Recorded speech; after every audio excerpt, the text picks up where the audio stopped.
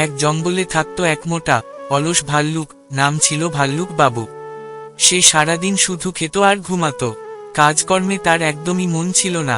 বনের স্কুলে সব পশুর বাচ্চারা যেত পড়তে, শিখত নানা কিছু, কিন্তু ভাল্লুক বাবু বলতো, এইসব পড়ে কি হবে, আমি তো জঙ্গলেই থাকবো, ঘুমাবো আর মধু খাবো।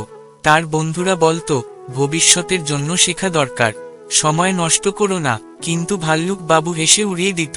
একদিন জঙ্গলে একটা ভয়ঙ্কর আগুন লাগলো। সবাই বুঝে শুনে নিরাপদ জায়গায় চলে গেল, কারণ তারা আগেই এই বিষয়ে স্কুলে শিখেছিল। কিন্তু ভাল্লুক বাবু কিছুই জানত না। আগুন দেখে সে দিশেহারা হয়ে দেরাতে লাগলো। হুট করে একটা গর্তে পড়ে গেল। ভাগ্য ভালো, একদল বন্ধু তাকে দেখে টেনে তুলল। তারা বলল, দেখো, আমরা শিখেছিলাম কিভাবে আগুনের সময় কি করতে হয়, আর তুমি যদি সময়মতো শিখতে, তাহলে বিপদে পড়তে না। সেদিন থেকে ভাল্লুক বাবু আর সময় নষ্ট করত না। সে স্কুলে যেত, মন দিয়ে শিখত আর অন্যদেরও উৎসাহ দিত।